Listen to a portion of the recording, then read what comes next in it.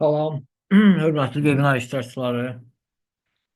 Bugün sizinlə e, mənfəət vergisi bəyannaməsi və əlavə birin doldurulmasına dair nəzəri praktik təlim üzrə e, bir saatlıq webinarımız təşkil olunmuşdur və ümidvaram ki, bu webinar sizlərin üçün, hamınız üçün faydalı olacaqdır.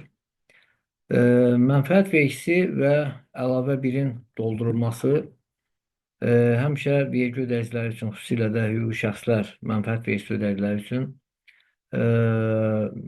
bəzən problemlərlə üzləşib mühasiblər bu bəyannamənin doldurulması zamanı və eləcə də bəyannaməni verdikdən sonra kameral uyğunsuzluqların olması və həmin uyğunsuzluqlar üzrə əlavə vergilərin və yaxud da faizlərin hesablanması məsələsi həmişə gündəmdə olub və bəzən də elə olub ki, ümumiyyətlə mənfəət vergisi bəyannaməsinin təqdim etdikdən sonra demək, hətta növbədənkənar və yaxud da növbəti səhər vergi yoxlamaları da vergi orqanı tərəfindən nəzarət tədbirlərinə salınıb. Bu səbəbdən də mənfəət vergisi bəyannaməsini təqdim edərkən, indi hal-hazırda 2024-cü il üçün bütün hüquqi şəxslər vergi ödəyiciləri mənfəət vergisi bəyannaməsini, yəni hüquqi şəxslər mənfəət vergisi ödəyiciləri təqdim etməlidirlər.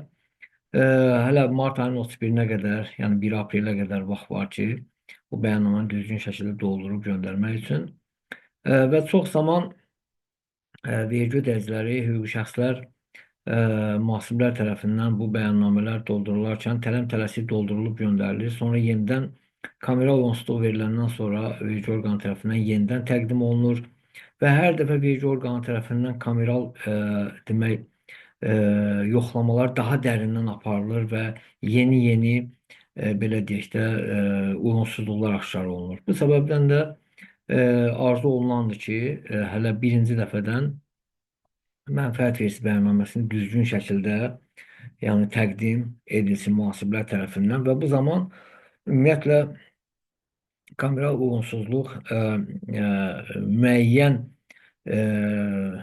ciddi uyğunsuzluqları nəzərə almasaq, yüngül uyğunsuzluqlar çıxmaq şərti ilə, yəni onu cavablandırıb mənfəət vergisini düzgün təqdim etmək mümkündür. Mənfəət vergisini təqdim edərkən əvvəla mənfəətin hesablanması üçün nələrə fikir verilməlidir? Yəni mənfəət vergisini kimlər təqdim edir? Rezident şəxslər, rezident hüquqi şəxslər, qeyri-rezident şəxslər, qeyri-rezident hüquqi şəxslər, daimi nümayəndəliklər, yəni qeyri-rezident daimi nümayəndəlikləri və eyni zamanda mənfəət vergisi bəyannaməsini qeyri-rezidentin Azərbaycan Respublikasında təyin etdiyi agent də onun adından təqdim edə bilər. Bəyannamə təqdim edərkən əsas belə deyək də fikir verilməli, diqqət yetirməli məqamlar var ki, o məqamları diqqətlə bilmək lazımdır. Yəni əvvəla hüquqi şəxsin səhm satışı, iştirak payının satışı olub olmayıb. Yəni bu mütləq qaydada xaric aktlardakı mütənasib payla tutuşdurulmalıdır. Eyni zamanda transfer qiymətlərinin təhlili məsələsi, güzəştli vergi ərazilərlə və yaxud da qeyri-rezident qarşılaşlı şəxslərlə vergi ödəyicisinin hər hansı bir əməliyyatı olub olmayıb və yaxud da ümumiyyətlə qarşılaşlı şəxs olmayan hər hansı bir qeyri-rezident şəxs ola bilər ki, oradakı demək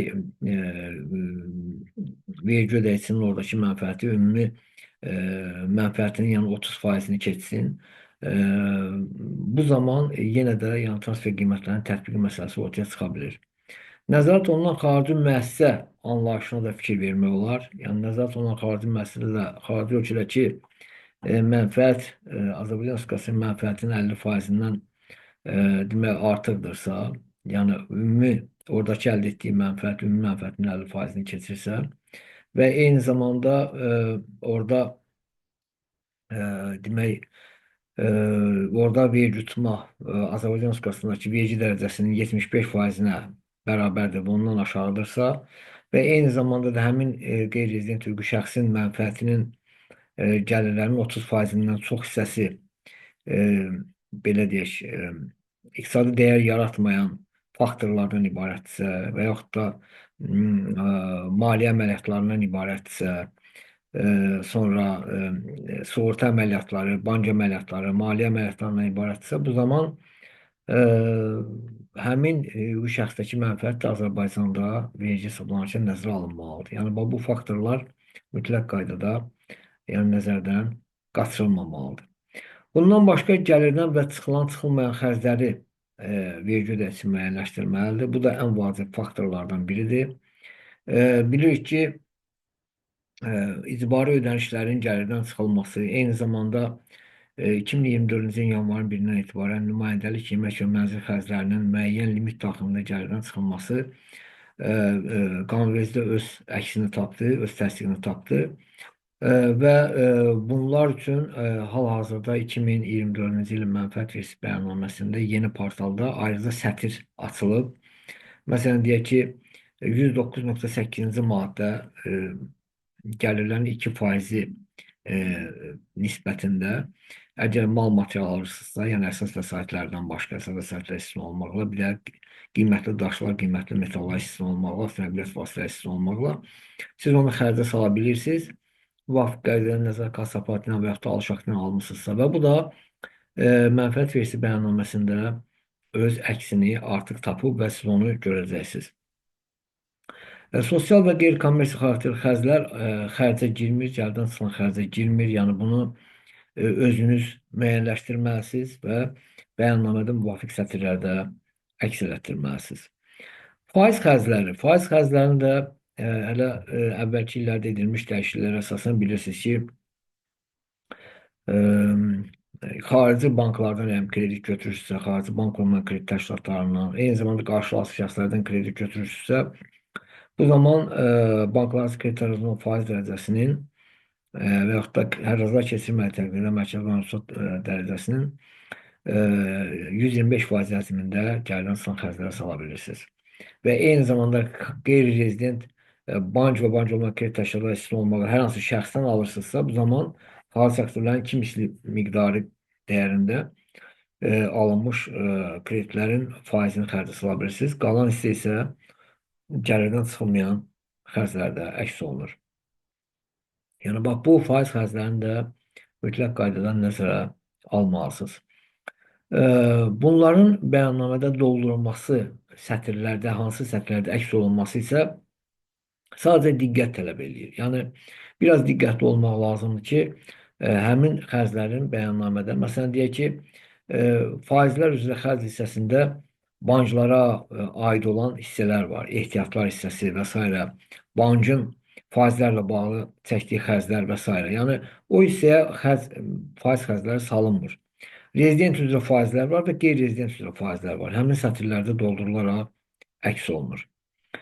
Ümidsiz debitor borclar, bu da bilirsiniz ki, mənfəət vergisi bəyannaməsində müvafiq sətirdə əgər vergi məcəlləsinin 111-ci maddəsinə əsasən dəyəri olmayan borc kimi silinirsə, bu zaman mənfəət vergisinin müvafiq sətrində xərc kimi əks olunmalıdır. Lakin ümidsiz debitor borclarla bağlı vergi orqanının pozisiyası belədir ki, məhkəmə qərarı olmalıdır ki, siz onu xərcə sala biləsiniz. Məhkəmə də qərar versə ki, həqiqətən də bu ümidsizdir, bu ödənilməyəcək, o zaman xərcə salırsınız. Yox, məhkəmə qərar versə ki, deyək ki, bu ödəyə bilər, hissi ödəyə bilər, o zaman siz onu artıq xərcə sala bilmirsiniz, onun müddəti uzadılır. Lakin vergi orqanına müraciət edə bilərsiniz. Müəyyən ümidsiz debitor borclar var ki, bəlkə ondan ötürü məhkəməyə müraciət etməyinə dəyməz. Vergi orqanının özünə müraciət edib, vergi orqanı razılıq aldıqdan sonra əgər razılıq verərsə, bu zaman siz onu gəlirdən çıxan xərclərə aid edə bilərsiniz. Amortisasiya ayırmalarında, amortisasiya ayırmalarında da diqqətli olmaq lazımdır. Çünki bilirsiniz ki, məsələn, azad olan gəlirləri olan müəssisələr var. Sənaye və Texnologiyalar Parkının rezidenti, sonra KOP Klaster şirkətinin şəhərlənməsini almış şəxslər, kənd sərvəti məhsullarının istehsalından gəlir əldə edən şəxslər və s. Yəni, vergi məcəlləsinin 106-cı maddəsinə əsasən mənfəət vergisindən azad olan şəxslər var ki, onlar demək bu amortisasiya xərclərini həmin azad olan gəlirlər dövründə əgər istifadə etməyib amortisasiya fondu yaradırlarsa, bu zaman onu məsələn 10 ildən sonra və yaxud da 7 ildən sonra mənfəət vergisi ödəyicisi olduğu təqdirdə, yəni azad olma bitdikdən sonra istifadə edə bilməyəcək. Ona görə burada amortisasiya xərclərinin gəlirdən çıxılması ilə bağlı xüsusi texnika olmalı. Yəni, Verici mütəxəssisləri, verici ödəyicisi, mühasiblər, peşəkar mühasiblər bunu optimallaşdırmalıdırlar. Elə eləməlidirlər ki, bu amortisasiya xərclərindən maksimal faydalana bilsinlər, maksimal sürətdə istifadə edə bilsinlər. Söz yox, orada müəyyən miqdar əmlak vergisinin azad olmalar dövrü bitdikdən sonra hesablaması məsələsi ortaya çıxa bilər. Amma digər tərəfdən vergi ödəyicisinin mənfəət vergisi üzrə hər hansı orada faydası ola bilər. Çünki bu amortisasiya xərci elədir ki, bu istənilən halda gəlirdən çıxılır. Amma hansı halda çıxılmır? Məsələn, deyək ki, siz azad olan gəlir əldə edirsinizsə, o gəlirlə bağlı amortisasiya xərci varsa, o xərc də sıfırlanmalıdır. Və yaxud da məsələn, təhsil müəssisələrinin mənfəət vergisini azaltsa, demək burada artıq amortisasiya xərcə girir, amma istənilən halda əldə edilən mənfəət vergisindən azad olur. Amma amortisasiya xərci nə qədər xərcə girir? Yəni bu təhsil xidməti ilə bağlı fəaliyyət göstərsə gələcəkdə bu yenə də təhsil xidməti ilə fəaliyyətini həyata keçirəcək. Amma elə məsələlər var ki, müəyyən müddətə ona azad olma verilir. Məsələn, 10 il müddətinə, 7 il müddətinə. Onlar bu halda öz xərclərini optimallaşdırmalıdırlar, vergiləri optimallaşdırmalıdırlar ki, bundan maksimal istifadə edə bilsinlər. Və yaxud da mikro və kiçik sahibkarlıq subyektləri, məsələn, onlara icazə verilib ki, 2 misli və yaxud da 1,5 misli amortisasiyanı istifadə edə bilsinlər. Bunlar bundan istifadə edəndə baxmalıdırlar ki, mənfəətləri bu il, deyək ki, cari ildə yuxarıdırsa, bu zaman istifadə edə bilərlər. Əgər mənfəəti yuxarı deyilsə, ondan maksimal sürət istifadə edib zərərə çıxmağın da bir, belə deyək, gələcək üçün bir faydası olmaya bilər. Söz yox, zərəri istifadə edəcək vergi ödəyicisi, amma amortisasiya məbləğini növbəti dövrlərdə istifadə edilməsi daha məqsədə müvafiqdir. Və yaxud da dövlət investisiya xərcləri hesabına alınmış vəsaitlər hesabına amortisasiya olunan əsas vəsaitlər var ki, bilirsiniz ki, onların da 40% ancaq gəlirdən çıxılır. Onların da uçotu ayrıca aparılmalıdır. Yəni, ümumiyyətlə, dövlət investisiya xərcləri hesabına vəsaitlər alınanda yaxşı olar ki, onlar üçün ayrıca bank hesabları açılsın və həmin bank hesablarından ödənişlər edilsin ki, müvafiq qaydada ƏDV-nin əvəzləşdirilmədiyi də göz qabağında olsun. Çünki belə hallarda dövlət investisiya xərcləri hesabına vəsait alınanda hesablama palatası yoxlaya bilər vergi ödəyicisini. Yəni, bunu dəfələrlə biz praktikada bunun şahidi olmuşuq. Yəni, belə hallarda təbii ki, yəni, vergi ödəyicisi diqqətli olmalıdır və xərclərin optimallaşdırmasını həyata keçirməlidir. Təmir xərclərinin gəlirdən çıxılması, təmirlə bağlı da zaman-zaman həmişə bilirsiniz ki, problemlər olub. Təmir xərcləri ümumiyyətlə, xüsusilə də idarəyə götürülmüş əsas vəsaitlərin təmir xərcləri ilə bağlı əvvəllər həmişə vergi orqanı mübahisə obyekti yaradırdı və nəhayət sonradan vergi məcəlləsinə əlavə elədi ki, balansa alınmayan əsas vəsaitlərin təmir xərci kimi gəlirdən çıxılmır və kapitallaşdırılaraq birbaşa demək proporsional şəkildə ömrü istifadə müddətinə uyğun olaraq amortisasiya olunur. Yəni 5 ildən az olmaq şərti ilə.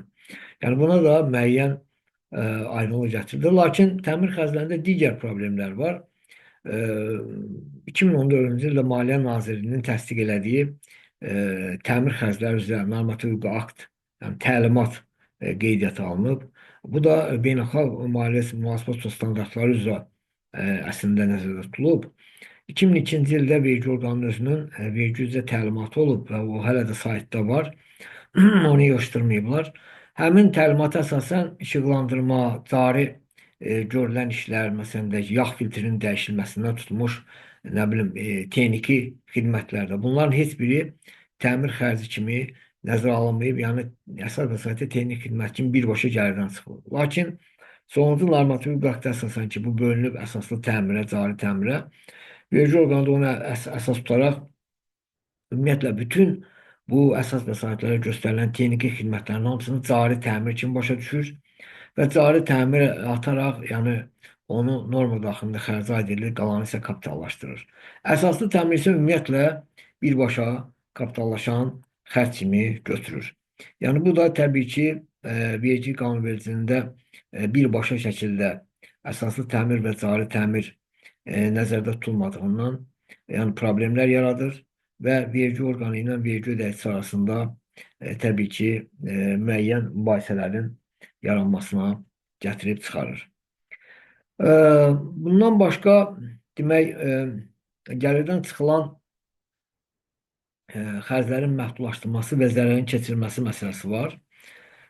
Bu zaman demək, gəlirdən çıxılan xərclərin məhdudlaşdırılması dedikdə 119-cu maddə əsasən başa düşülür ki, 119-cu maddəyə əsasən məhz burada da nümayəndəlik xərcləri, işçilərin mənzil və yemək xərcləri öz əksini tapıb ki, bilirsiniz ki, Nazirlər Kabinetinin qərarına əsasən demək, gəlirin 1%-dən çox olmamaq şərti ilə nümayəndəlik xərcləri 50%, mənzil xərclərinin 50%, yemək isə gündəlik 5 manatdan hesablanaraq demək, xərcə, gəlirdən çıxan xərcə aid edilə bilir. Bunun da şərtləri var və bu şərtlər əsasında xərcləri təsdiq edən sənəd varsa, demək, vergi ödəyicisi onu gəlirdən çıxan xərcə aid edə bilər.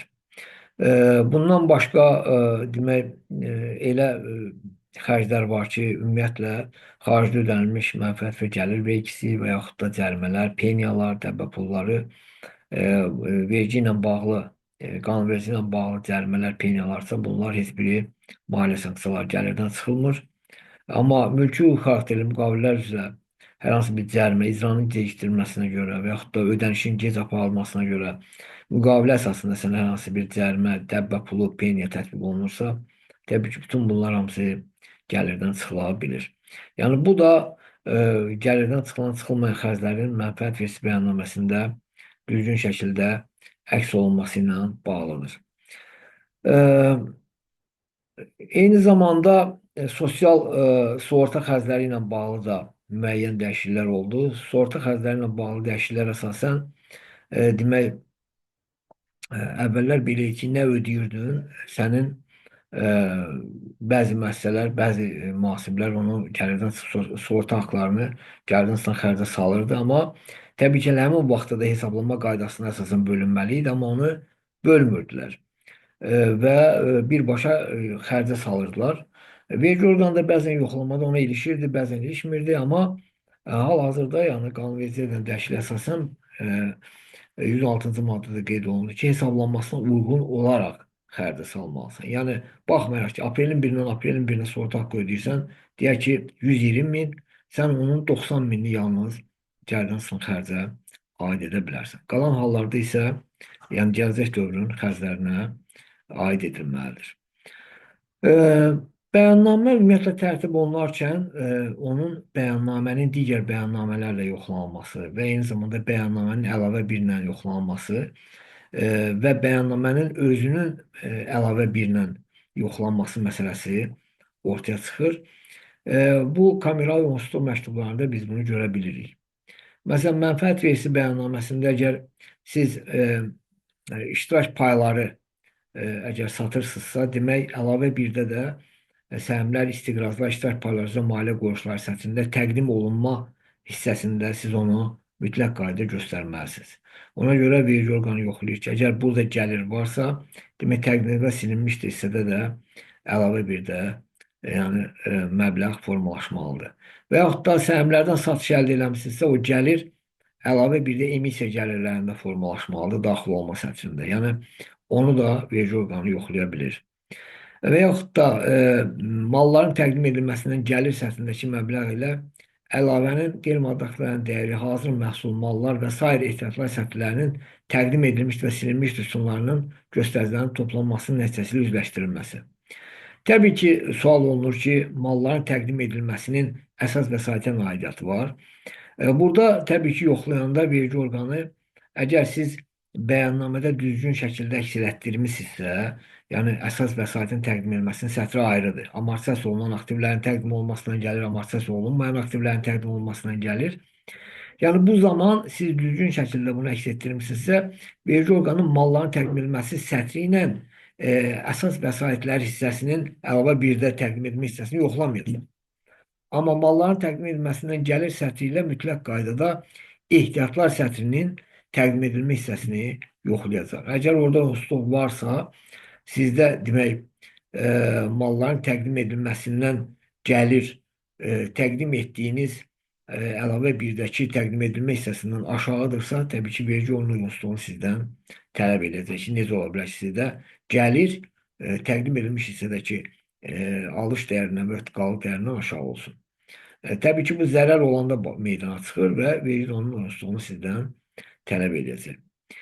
Ona görə malların təqdim edilməsindən gəlir hissəsi, əgər mallar sizdə marja ilə satılırsa, malın dəyəri, deyək ki, bəyannamənin 221.4-cü sətrində əks olunursa, ona uyğun da mallar sətrində, əlavə bir də mallar sətrində təqdim edilmə hissəsində məbləğ əks olunmalıdır. Sonra xarici valyutanın manata nisbətən müsbət və mənfi məzəndə fərqlərini yoxlayır. Eyni zamanda gəlirlərlə məzənnə fərqini, müsbət məzənnə fərqini və yaxud da uçot metodunun dəyişməsi nəticəsində yaranan gəliri çıxdıqdan sonra bəyannamənin əlavə birində sayı debitor borcların daxil olma səthinə yoxlayır. Yəni deyir ki, sənin gəlirin bu qədərdir.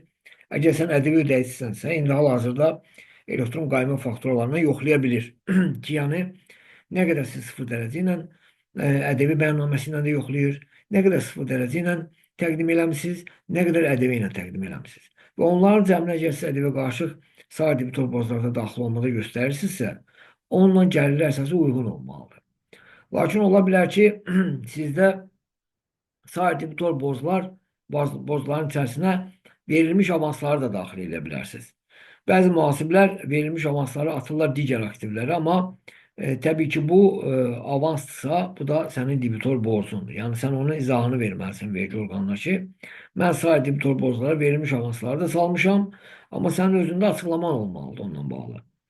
Və ondan sonra vergi orqanı təbii ki, onun açıqlamasını görəndən sonra, çünki mənfəət vergisi bəyannaməsini verəndə bilirsiniz də, həm debitorlar, kreditorlar barədə hesabat da gedir, eyni zamanda alınmış və verilmiş avanslar həm rezident, həm qeyri-rezident şəxslər üzrə təqdim olunur. Əgər sizin orada təqdim elədiyiniz məbləğlər mənfəət vergisi bəyannaməsinə əlavə birlə uyğun gəlirsə, artıq bu sizin oyunçuluğunun ardın qalınması üçün bir əsasdır. Mənfəət vergisi bəyannaməsinin ümumi gəlir sətri ilə yenə də uçot metodunun dəyişməsindən yaranan fərq gəlirlər çıxdıqdan sonra yerdə qalan məbləğ alınmış avanslar və gələcək dövrün gəlirlər sətrindəki təqdim etmə və silinmə hissəsindəki məbləğlərin cəmindən az olmamalıdır. Yəni, ümumiyyətlə baxanda bilirik ki, gəlirlər yuxarıda həm sayı debitor borclarının daxil olma hissəsində əks oluna bilər, həm də alınmış avansların təqdim etmə hissəsində əks oluna bilər. Yəni, ikisinin cəmi gəlib gəliri verməlidir. Amma əgər sayı debitor borclar hissəsində heç nə qeyd olunmursa, yalnız avansdan ibarət, avansların bağlanmasından ibarət olubsa gəlir, bu zaman təbii ki, həmin gəlir bu iki məbləğin cəmindən az ola bilməz. Bundan başqa xam mal və materiallar və malın dəyəri sətirlərindəki material xərclərinin cəmi ilə əlavən hazır məhsul mallar və sair ehtiyat sətirlərinin təqdim edilmişdir, silinmişdir sunumlarındakı göstəricilərin cəmi ilə üzləşdirilməsi. Bu, bütün vergi ödəyicilərində vergi orqanı bunu tutuşdurur. Yəni, xam mal materiala saldığınız xərc, malın dəyərini saldığınız xərc, eyni zamanda əlavə bir də sair ehtiyatlar, hazır məhsul və mallar üzrə olan xərclər. Yəni, bunu vergi orqanı tutuşdurur ki, sənin əlavə birində olan məbləğ əgər bəyannamədə göstərmiş malın dəyəri xam materiallar səthindəki məbləğdən aşağıdırsa, bu zaman təbii ki, sən xərci artıq salmışsan. Yox, yuxarıdırsa, o zaman onun izahı verilməlidir. Yəni, vergi orqanı dövrün əvvəlinə, dövrün sonuna olan qalıqları çıxarda bilər və deyə bilər ki, sən xərcə çox salmışsan. Yəni, o nöqteyi nəzərdən də bunun izahını sizdən tələb edə bilər. Bəyannamələrin yoxlanılması və əlavə birin yenə yoxlanılması məsələsində növbəti addım isə demək,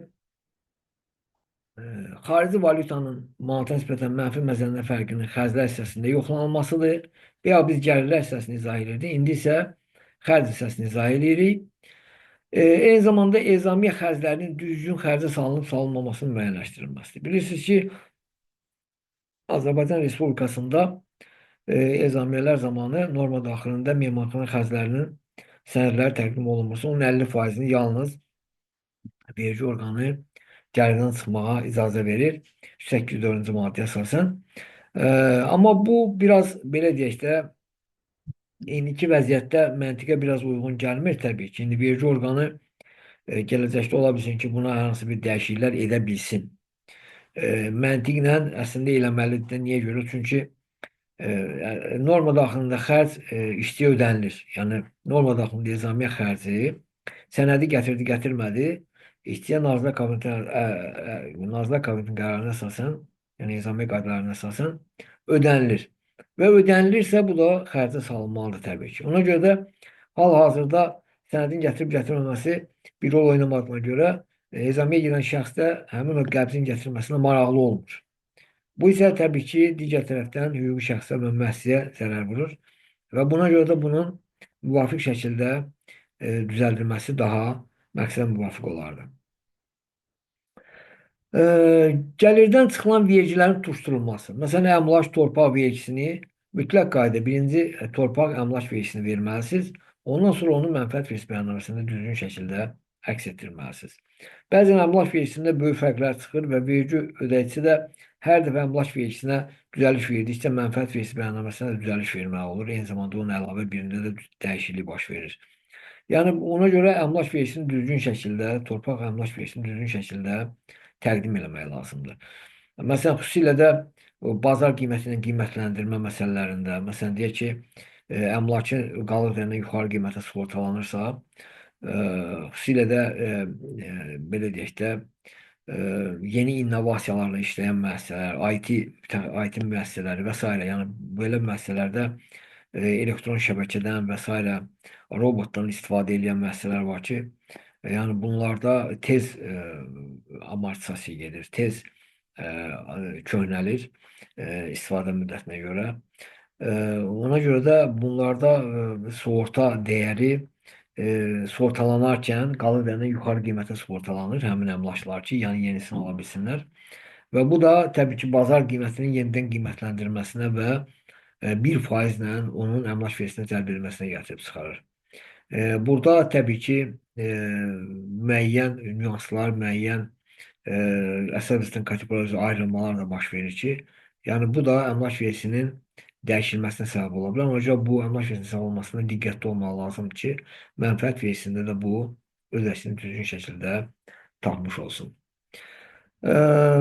Qeyri-kommersiya xarakterli və sosial xarakterli xərclərin gəlirdən çıxılmaması məsələsinə diqqət yetirmək lazımdır ki, hansı hallarda siz onu xərcə sala bilərsiniz, hansı hallarda xərcə sala bilmərsiniz.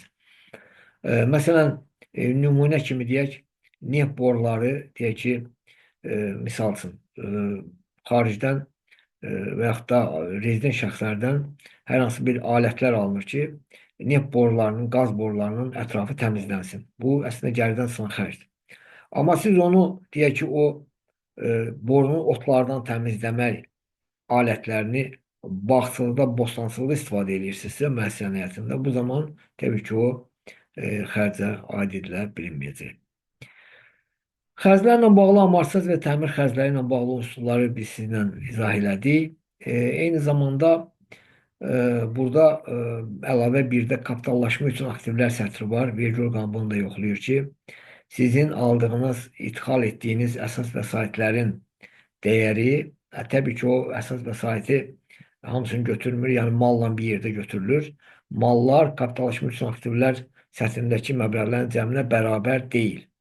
Yəni, əgər siz əsas vəsait alırsınızsa, kapitallaşma üçün aktivlər sətrinə düşməli, kapitallaşma üçün aktivlər sətrindən isə təqdim edilməklə getməlidir əsas vəsaitin dəyərinin üzərinə. Və nəhayət, bu mənfəət vergisi bəyannaməsində xalis mənfəətin əks olunması, elan edilmiş dividendlərlə yoxlanılması məsələsi müəssisələrdə bununla bağlı da vergi orqanı uyğunsuzluğu göndərir. Çünki bəzən görürsünüz ki, müəssisə götürür, xalis mənfəəti atır, carinin xalis mənfəətini təqdim etməyə. Yəni, carinin xalis mənfəəti əgər varsa ilin əvvəlində qalıq kimi, o silinməyə düşüb, bölüşmə mənfəətin içinə gizməlidir. Cari ilin xalis mənfəəti isə təbii ki, mənfəət vergisi və gəlirdən çıxılmayan xərclər nəzərə alınmaq şərti ilə cari ilin xalis mənfəətinin daxil olmasına aid edilməlidir. Yəni bu belə olan hallarda təbii ki, e, e, demək burada da şərt var ki, gəlirdən çıxılmayan xərclər cari ilin bölüşmə mənfəəti hesabına e, demək istehlak fondu hesabına formalaşıb, yoxsa əvvəlki illərin bölüşmə mənfəəti hesabına formalaşıb. Və əvvəlki illərin bölüşmə mənfəəti hesabına formalaşırsa, bu zaman biz onu bölüşülməmiş əvvəlki illərin bölüşmə mənfəət hissəsində silinmə hissəsinə atıb silirik. Amma cari ilin mənfəət hesabına siz istehlak fondunu istifadə edirsinizsə, bu zaman cari ildə o çıxılmaq şərti ilə demək, daxil olma hissəsində yazmaq olar və yaxud da onu ayrıca silinmə hissəsində də qeyd etmək olar. Orada vergi orqanı bir problem yaratmır. Yəni orada bir uyğunsuzluq yaranmır. Əsas odur ki, sizin xali mənfəətinizdən mənfəət vergisi çıxılandan sonraki məbləği qeyd edin daxil olmaya və silinmədə də gəlirdən çıxılmayan xərcləri silə bilərsiniz və onun da izahını vergi orqanına təqdim edə bilərsiniz. Və bundan başqa cari vergilərin hesablanması məsələsi də önəmli məsələlərdən biridir. Arayışın verilməsində də bilirsiniz ki, belə problemlər ola bilir. Vergi orqanı əgər keçən il sizin belə deyək də zərərlə çıxmısınızsa, mənfəət hissi ödəyicisi olmamısınızsa, bu zaman siz 151.5-ci maddə ilə artan yekunla demək, mənfəət vergisi üzrə arayış təqdim etməlisiniz.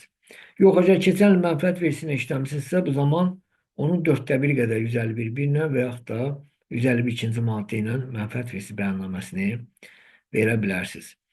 Bu zamanda diqqətli olmaq lazımdır və aprelin 15-nə qədər məlumatı təqdim eləmək və arayışı təqdim eləmək lazımdır. Bəzən görürsünüz ki, keçən il fəaliyyətə başlayan müəssisə heç bir mənfəətlə çıxmır və bu il məcbur olur ki, cari ildə 151.5 ilə arayışı təqdim eləsin və halbuki cari ildə böyük mənfəət əldə edəcək. Bu zaman vergi ödəyicisi öz vergilərini optimallaşdıra bilər və deyək ki, keçən il gəlirlərinin müəyyən hissəsini keçən il aktivləşdirə bilərdi, yəni əldə edə bilərdi, az da olsa.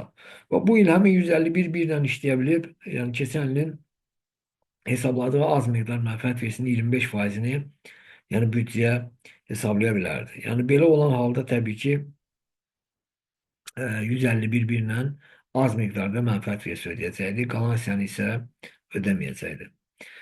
151.2 isə təbii ki, keçən ilin mənfəət vergisinin gəlirlərdə və xərclərdə nisbəti ilə götürülür və bu zaman cari ilin gəlirləri həmin nisbətə vurulmaqla müəyyənləşir. Yəni burada da vergi ödəyicisi təbii ki, optimallaşdırma aparmalıdır və belə deyək, vergilərin hesablanması nöqteyi nəzərindən cari arayışda nəyin göstərilib göstərilməməsini özü ölçüb biçməlidir.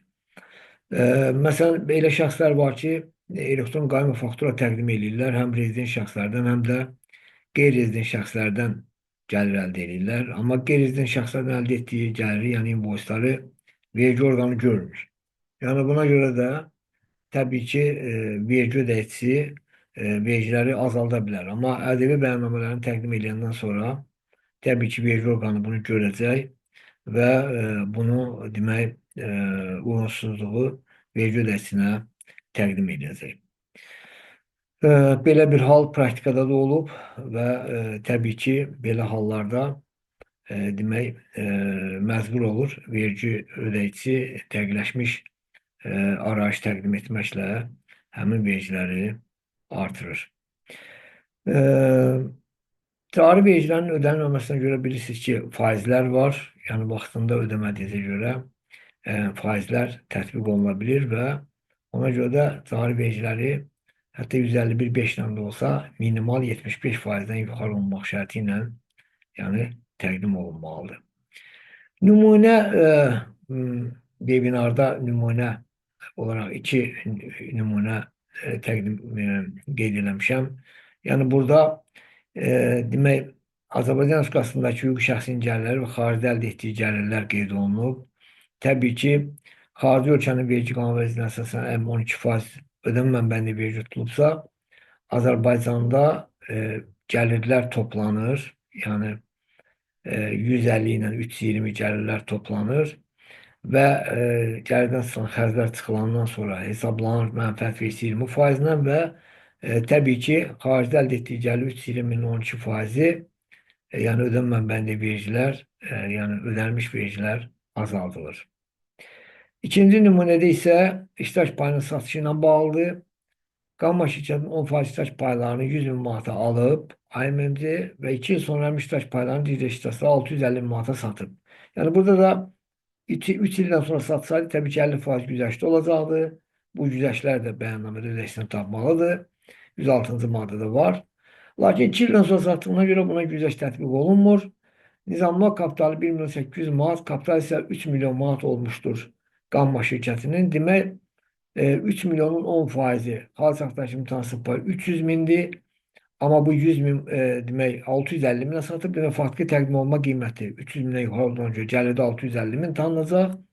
Amma nizamlı kapitalındakı nominal dəyər 1 milyon 800 min 10%, 180 mindir.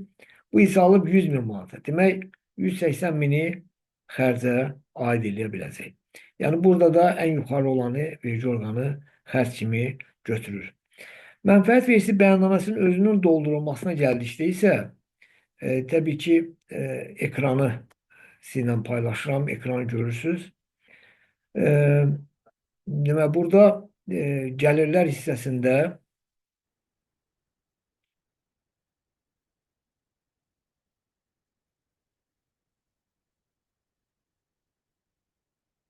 təqdimatı çata baxdım, görüm elə bəlkə vergi ödəyicilərinin nəsə yazıb. Gəlirlər hissəsində yenə qeyd etdiyim kimi demək gəlirlə əgər azad olma qeyd olunubsa, demək əlavə 5-də azad olmalarda qeyd olunan məbləğ hissə 1-də mənfəət vergisi bəyannaməsinin gəlirlər hissəsinə gəlib 219.4-cü sətirdə əks olunur. Görürsünüz, gəlirlər. Bura məbləğ yazılan kimi əlavə 5-ə hissə 1-ə məbləğ yazılan kimi hər hansı bir yerə, məsələn 30 min manat məbləğ yazsaq, avtomatik görəcək ki, mənfəət vergisi bəyannaməsində həmin azad olma gəlib demək 219.4-cü sətirdə öz əksini tapdı. Amma hissə 2-də isə mənfəətdən azad olmalar nəzərdə tutulub. Yəni gəlirin yox, mənfəətin. Artıq gəlirdən xərc çıxılandan sonra yerdə qalan mənfəətin azad olması nəzərdə tutulub. Burada da demək müxtəlif azad olmalar var. Məsələn, deyək ki, ən belə optimal bütün vergi ödəyicilər üçün optimal olan azad olmalardan biri 106.118-ci maddədir. 106.118-ci maddədir ki, həmin maddəyə əsasən mənfəətin 15%-i demək vergi tutulan mənfəətdən azaldılır. Bu səbəbdən də təbii ki, bu faktorları siz nəzərə almalısınız. Məsələn, elm, təhsil, mədəniyyət, idman sahəsində fəaliyyət göstərən dövlət müəssisələrinə ianə şəklində, yardım şəklində nağdsız qaydada pul ödənilirsə, həmin məbləğlər mənfəətin 15%-dən artıq deyilsə, birbaşa mənfəətdən azaldıla bilir. Yəni, gəlirdən çıxan xərcə salına bilir, belə deyək də. Yəni, mənfəətdən azalma ilə gəlirdən çıxan xərcə salınma ilə eyni bir şeydir. Və yaxud da bundan ötürü təbii ki, ödəniş təyinatında düzgün yazılmalıdır. Məsələn, deyək ki, siz Futbol Federasiyasına pul ödəyirsinizsə, idmanın inkişafı, futbolun inkişafı üçün qeyd olunmalıdır. Futbolun inkişafı üçün yardım. Və onun xərclənməsinə dair bütün sənədləri onlardan tələb eləməlisiniz. Çünki bununla bağlı prezidentin fərmanı var. Əgər düzgün şəkildə qeyd olunmasa, təbii ki, siz onu mənfəətdən azalda bilmərsiniz. Bu halda bəli, siz 15%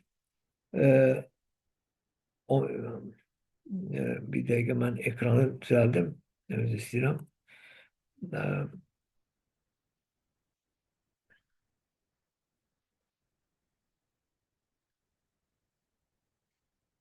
Ekran üzrlə hesab edin. Ekran demək ki, ön ekranda qalmışdı. Bəyannaməni yəqin ki, görürsünüz. Bəyannamədə qeyd etdiyim kimi, bax, əlavə 5-də Hisse bir var ve hisse 2 var. Hisse 2 mənfəətdən azad olmalı və bu zaman məsələn 106.118-ci maddəyə hansısa bir məbləği yazsaz, məsələn deyək ki 12.000 və biz gedib demək mənfəətdə burada mənfəətin azad olması sətrində bunu görəcəyik. Demək 12.000 görürsüz. 238-ci sətrə avtomatik olaraq gəldi düşdü. Yəni bax bu əlavələr bu şəkildə doldurulur. Ümidsiz debitor borclar isə demək əlavə 3-də qeyd edilir. Burada vergi ödəyicisinin adı, familiyası, müəssisənin adı və s. borcun məbləği yəni bu şəkildə yəni qeyd olunur.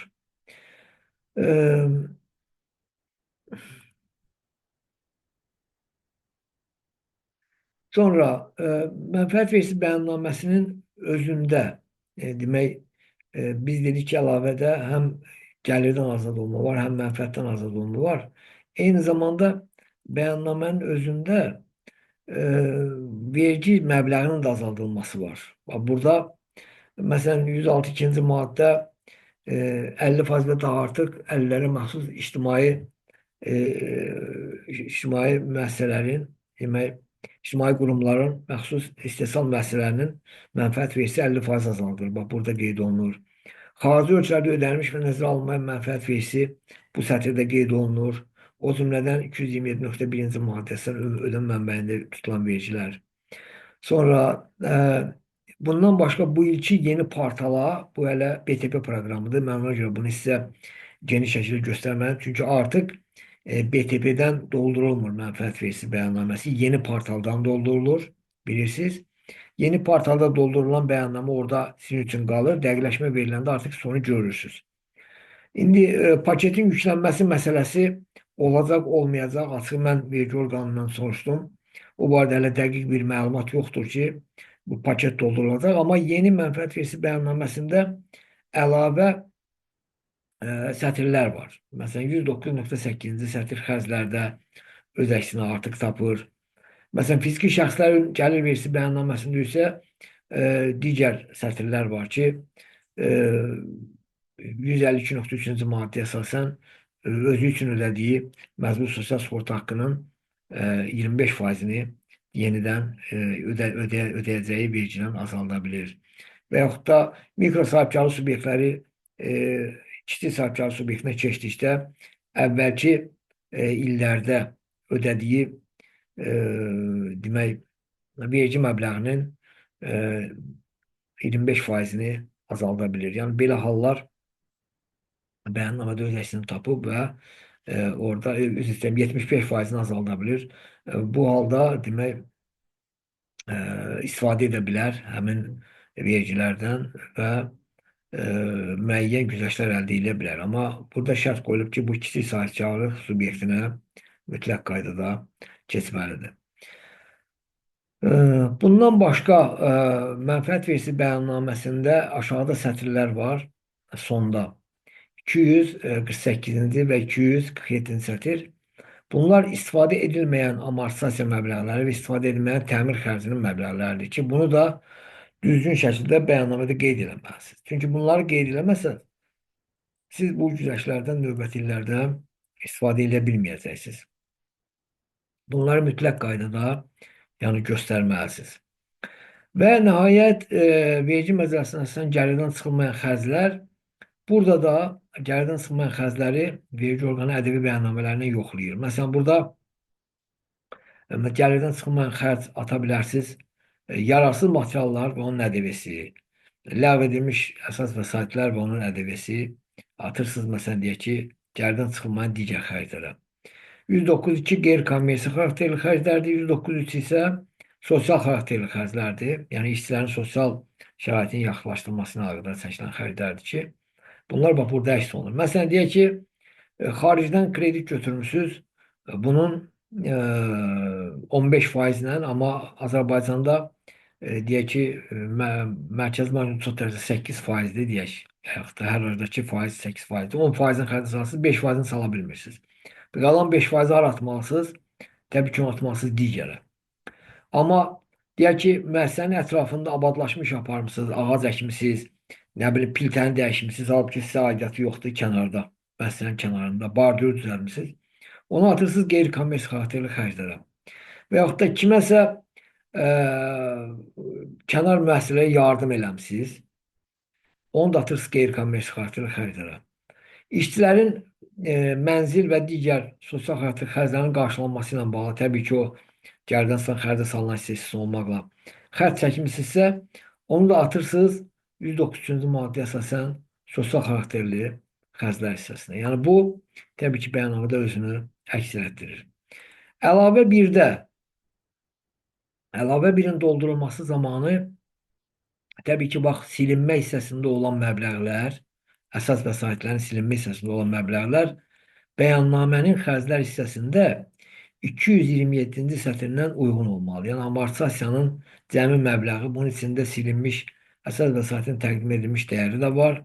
Eyni zamanda dəyəri 500 manatdan və yaxud da qalıq dəyəri üçün dəyərinin 5%-dən az olan demək, əsas vəsaitlərin amortisasiya məbləğləri var. Çünki görürsünüz, burada cəm şəklində yazılır. Bütün kateqoriyalar cəmlənib yazılır. Ona görə verici bunu ayrı-ayrılıqda yoxlaya bilməz. Cəm yoxlayır bütün kateqoriyalar və əlavə 1-in silinmə hissəsi ilə tutuşturur. Sonra kapitallaşma üçün aktivlər sətrində qeyri-maddi aktiv də həmçinin. Yəni burada istifadəmizə məlum olan, məlum olmayanlar yəni bunu da yoxlayır vergi orqanı ki, bax, deyək ki, sən qeyri-maddi aktivə 5 milyon deyək ki, pul salmısan, məbləğ salmısan, deyir 5 milyon nədir? Mənə açıqlamasını ver. Yəni elektron qaymi faktorlar və yaxud da xaricdən qeyri-rezidentdən almısansa, onun invoicelarını təqdim edib izah edə bilərsən. Ehtiyatlarda isə demək, hazır məhsul sətrində nə təqdim edilməsi, nə təqdim olunubsa, nə silinibsə, bunlar bəyannamədə xərclər hissəsində əks olunmur. Çünki bu cari ilin hazır məhsuludur. Yalnız burada o zaman təqdim etmədə nəsə təqdim oluna bilər ki, hazır məhsul qalıb dövrün sonuna, növbəti ildə o satılırsa, onda o təqdim etməyə salınır və xərclər hissəsində də demək 221.4-cü sətirdə malın dəyərinə aid edilir. Yalnız bu halda. Qalan hallarda isə əlavədə mallar sətri, bu yalnız alınıb satılan mallar üçün nəzərdə tutulub, totan satış ticarət müəssisələri və s.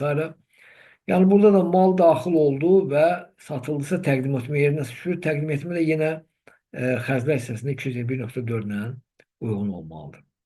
Sair ehtiyatlar isə ümumiyyətlə digər sair ehtiyatlar, yəni bitməmiş istehsalda yarım fabrikatlar nəzərdə tutulurlar. Yəni nə qədər yarım fabrikat varsa onu da hazır məhsuldan eyni səviyyədə baxırlar. Dövrün əvvəlinə, dövrün sonuna. Dövrün sonuna olan qalıqlar bitməmişlə hazır məhsul qalığı, dövrün əvvəlinə olan qalığı aşağıdırsa, demək siz xərcləri azaltmalısınız. Yəni sair xərcləri azaltmalısınız. Yox, əksinə artıqdırsa artıra bilərsiniz. Sair ehtiyatlar sətri. Sair ehtiyatlar sətri istehsalata silinən və yaxud da müəssisənin kommersiya fəaliyyətində istifadə olunan vəsaitlərin dəyərlisi. Bu da silinmişdir hissəsində, əgər xərcə istifadə olunursa, silinmiş hissəsində əks olunur. Əgər yararsız olaraq silinibsə materiallar, bu zaman ləğv etmə hissəsində qeyd olunur. Sair debitor borclar, bu sair debitor borclar da qeyd elədim ki, bunun içinə verilmiş avanslar da daxil ola bilir və bu gəlirlərlə tutuşdurulur və fərqi izah olunur. Təqdim edilmədə gələn pul vəsaitləri qeyd olunur. Silinmişdir, ümidsiz debitor borclar silinən zaman silinmə hissəsinə düşür. Amma debitor borclar ləğv olursa, yəni müqaviləyə əsasən belə bir debitor borc olmayıb. Yəni yaranıb, amma olmamalıydı, səhvən yaranıb. Bu zaman ləğv etmə hissəsinə qeyd olunur. Pul vəsaitlərində daxil olma və təqdim etmə hissəsi həmişə rol oynayır. Daxil olma və təqdim etmə. Silinmə bu yalnız bank və digər maliyyə institutlarında baş verə bilər. Pul vəsaitinin silinməsi. Səhmlər və iştirak payları da həmçinin. Yəni burada da təqdim etmə və daxil olma sütunları rol oynayır. Kapitallaşma üçün aktivlər, bunlar yük gömüş bəyannamələri və elektron qayma faktorlarına alınmış demək, əsas vəsaitlərin dəyərinə uyğun olmadığı yoxlanılır. Təqdim etmə hissəsində isə əsas vəsaitlərə keçirilir. Və eyni zamanda digər aktivlərində də demək, qeyd olunur istifadə edilməmiş təmir fondu, keçmiş illərin zərəri, təsisçilərə və digər şəxslərə verilmiş borclar və s. Keçmiş illərin zərəri iki yerə bölünür. 5 ilə qədər olan zərər, 5 ildən artıq olan zərər. Yəni bunlar hamısı digər aktivlərdə əks olunur. Bundan başqa əvəzləşdirilməmiş ƏDV, qeyri-rezidentin ƏDV-si, alınmış avansın ƏDV-si, bunlar hamısı digər ötərilərdə, digər aktivlərdə qeyd olunur. E, və kapital və ötəriklər hissəsində isə demək bilirsiniz ki, burada e, hesabat dövrünün xaric mənfəətini mən sizə izah elədim. Demək, mənfəət vergisi çıxıldıqdan sonra daxil olma hissəsinə salınır. Gəlirdən çıxılmayan xərclər silinmə hissəsində qeyd olunur. Və bundan başqa, əgər keçmiş illərdən qalıbsa dövrün əvvəlində, o da silinmiş hissəsinə atılıb, keçirilir əvvəlki illərin bölüşmə mənfəətinin daxil olmasına. Təqdim etmə yazsızsa, demək bu dividenddir artıq. Təqdim etmə hissəsinə yazılmamalıdır. Emissiya gəlirlər səhmlərin satışı zamanı qeyd olunur və bu bölüşməmiş mənfəətə yox, emissiya gəlirinə salınır. Kapital ehtiyatları. Kapital ehtiyatları bölüşməmiş mənfəətdən ehtiyat kapitalına, əlavə kapitalına ötürmələr olanda burada qeyd olunur. Kreditor borclarda bank kreditləri və alınmış avanslar var. Alınmış avanslar əgər əvvəldən mövcudsa, iş xidmət göstərmişsinizsə, mal satmışsınızsa təqdim etmə hissəsi ilə bağlanır. Və təbii ki, burada da sual çıxır ki, bunu ƏDV-siz göstərək, yoxsa ƏDV ilə? Əslində bu ƏDV ilə göstərilməlidir. Bunun ƏDV-si isə digər aktivdə qeyd olunmalıdır. Ki, yəni balans düzü çıxsın. Burada ƏDV-li məbləğ, ƏDV-si də yuxarı məbləğdir. Və yaxud da debitorda, debitor ƏDV-li göstərilir. Debitorun ƏDV-si isə digər ötəriklərdə göstərilir. Kreditorda, kreditor ƏDV-li göstərilir. Kreditorun ƏDV-si isə digər aktivlərdə əks olunur. Yəni, bax, bu şəkildə qeyd olunur. Amma siz onu ƏDV-siz göstərsəz də, yəni digər aktivə, digər ötəriklərdə ƏDV-lər qeyd edilməsə, sadəcə mühasibə tut balansı ilə uyğun gəlməyəcək. Amma verdiyi debitor kreditora uyğun olacaq. Yəni, orada da bir problem olmayacaq. Amma əslində ən düzgün odur ki, siz bunu ƏDV ilə düzgün şəkildə göstərəsiniz.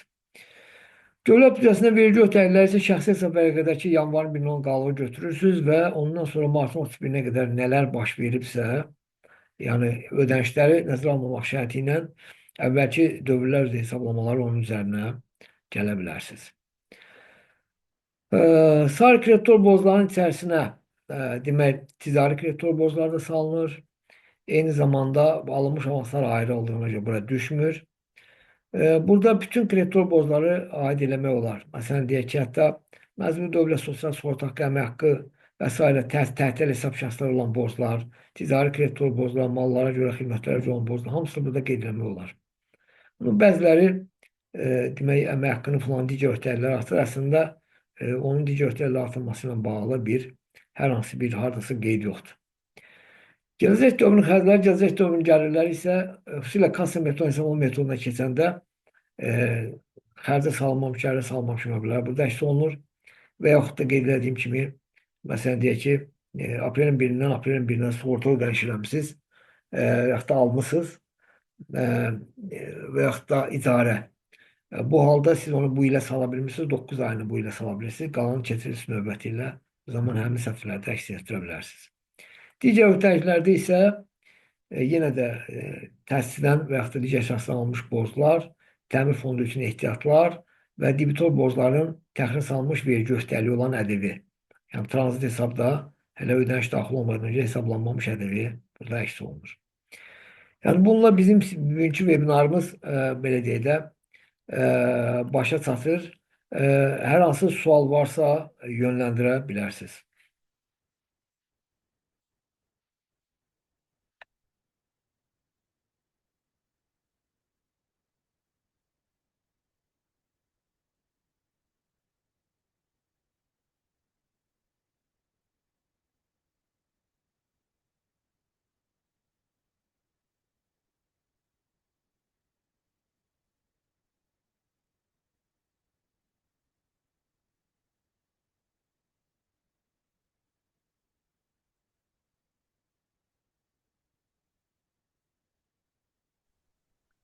Axşam xeyir Azərbaycan. Axşamınız xeyir. Çox sağ olun təlimə görə. Buyurun. Belə bir sual yaranıb. Bu vergi məcəlləsinin 122.4-ə əsasən dividend ödəmələrinə bərabər tutulur. Belə bir şey var da, pul Bəli, bəli. vəsaiti yolculuğu. Həmin bu hal olduğu halda o hansı sətirdə göstərilməsi doğrudur və necə göstərilməlidir? Tutaq ki, şirkətdən nə bilim 10 min pul götürülüb və yaxud da mal götürülüb, istifadə olunub. Onu vergi ödəyicisi bir nömrəli əlavədə necə göstərməlidir hüquqi şəxsin əlavəsində? Yəni əgər hər hansı bir məbləğ verilibsə, Hı -hı. bu zaman deyir ki, o məbləğ əmlak və yaxud da təsisçinin borcunun ödənilməsi və yaxud da e, O belə hallar deyək, deyil, onun yəni xərcinin təsisi borc qarşılanması. verilməyibdir, sadəcə götürübdür. Yenə də xalis mənfəət və yaxud da bölüşdürülməmiş mənfəətiniz varsa, onun təqdim etmə hissəsinə qeyd edirsiniz. İndi tutaq ki, 50 min manatlıq mal götürüb də, 50 min manatlıq. Böləcəksin Nə deyirsən? 0.95-ə. Hə, aysə onu demək istəyirəm. Yəni sıfır cross-up eləmək lazımdır ki, o Bəli, bəli, gəlsin onu bəli, versin ki, bəli. xalis mənfəəti o qədər azalsın. Bir də bayaq siz qeyd elədiniz, tutaq ki, əvvəlki illərdə istehsal olunmuş məhsul, hazır məhsul məsələn 2 il bundan qabaq ambarda qalıb, indi satılır. Aha. Onu yəni bu il 2024-də satılırsa, onu Hazır malın məhsulun, dəyəri göstərir. bəli, hazır Hazır məhsulda məhsulun, satılır. Hazır məhsul tək. hə, hazır məhsulun təqdim etməsinə salırsınız əlavə bir də. Həmin Aha. məbləğdə xərcdə 221.4-ə malın dəyərinə salırsınız. Amma cari dövrdə satılsaydı orada olmayacaqdı da. Tutaq Bəli, ki, bəli, cari dövrdə çünki o xərclərdə formalaşır. aysə orada xam mal, nə bilim, əmək haqqı Bəli, xərci və bəli, bəli. s. Hə, çox sağ olun. Buyurun.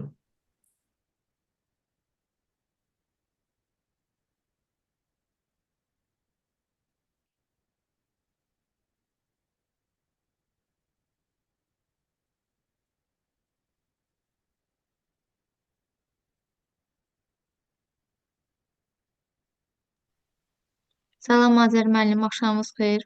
Axşamınız xeyir. Mənim bir sualım var idi kameral məktublarla bağlı mənfəət vergisində. Buyurun. Bizdə sonda belə bir məktub gəlib. Sonda yazılıb ki, sənədlərlə təsdiq edilməyən gəlirdən çıxılan xərclər müəyyən edilmişdir. Burada Aha. ancaq sənədlərlə təqdim olunan malları göstərməliyəm, yoxsa necə? Yəni elə bir xərclərimiz olub ki, həmin xərclərdən bizə çek qaymı verilməyib. Yəni məsələn Bəli, təmir yəni xərcləri. vergi orqanı görür ki, məsələn, elektron qaymı faktura ilə, yük gömüş bəyannaməsi ilə siz bu qədər mal almısınız. Amma siz xərcə bu qədər salsınız. Deyir ki, bu qədər mən fərq görürəm burada ki, bu sənədlərlə təsdiq edilməyib. Siz onun izahını belə verə bilərsiniz. Çünki vergi görmür axı siz məsələn nəzar kassa aparatı ilə mal almısınız, onun 2% filan bəs məkan.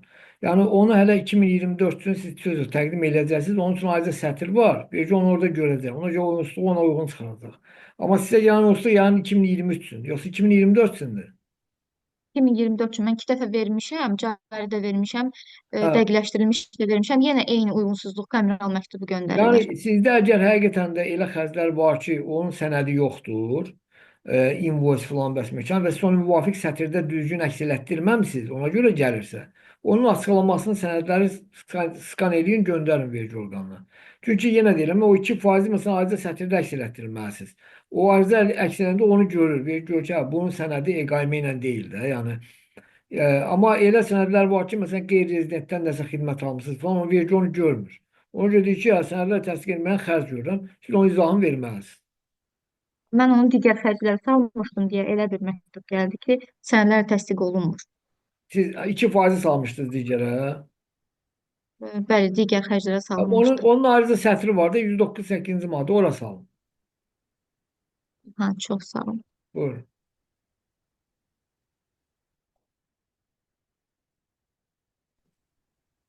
Axşamınız xeyir. Axşam xeyir. Mən bir sualım var idi. Onu Buyurun. maraqlanmaq istəyirdim. Deməli, təmir xərcləri deyək ki, normanı keçir. Aha, Lakin mənim əlimdə sənədlərim var ki, həqiqətən də bu təmir xərcləri çəkilib. Əsaslı təmir xərcləridir. Amma aha, normanı keçir. aha. O sənədlər olduğu təqdirdə bizdə belədir ki, məsələn, norma daxilində salırıq, qalan isə əsas vəsaitin balansına daxil edirik. Bəli. Ola bilərmi ki, mən sənədlərim olduğu təqdirdə mən onun hamısını təmir xərcləri kimi qeyd edim? Çox təəssüf ki, vergi qanunverici ona icazə vermir. Əslində elə olsaydı hamı təmir xərcinin sənədi çoxunda olur da. Yəni əsaslandırılmış form 2-si olur, nə bilim, elektron qayım fakturası olur. Yəni vergi orqanı ona deyir ki, sən təmir elə şeydir ki, istənilən qədər təmir edə bilərsən. Deyir ki, mən ancaq normalı icazə verirəm. Məsələn, əslində o da xərcdir. Yenə də xərcdir. Yenə də siz təmir xərcini şişirdirə bilirsiniz. Yəni belə deyək də, başqa sözlə desək, çox müəssisələr var ki, təmir xərcini şişirdilmiş bir xərc eləyirlər. Norma daxilində xərcə salır və qalanını isə atır əsas vəsaitinin dərinə və amortisasiya eləyir. O da xərcdir də. Yəni istənilən halda süni şəkildə o xərci artırmış olur. Amma əslində təmir xərcinin öz dəyəri heç o qədər deyil. Başa düşdünüz? Hər şey sənədlə tənzimlənir, elektron qayma fakturası var, hər şey yerində. Amma şişirdilmiş rəqəmdir. Yəni belə hallar da olur.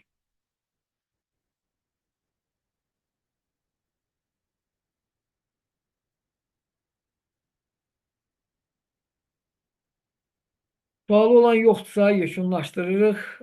İnşallah sizləri mənfəət vergisi bəyannaməsinin doldurulması, praktik nümunələr üzərindən təlimlərdə görmək şərti ilə Azərbaycan Mühasiblər Məktəbində bilirsiniz ki, biz bunu həm də tədris edirik. Hər hansı problemlərin həlli, kameral problemlərin həlli, bəyannamənin düzgün doldurulması ilə bağlı praktik nümunələr üzərindən işləyirik. Sizləri yenidən görmək, belə deyək də, şərti ilə, arzusu ilə və sizin, belə deyək də, problemlərinizi həll eləmək ümidi ilə sizdən ayrılırıq.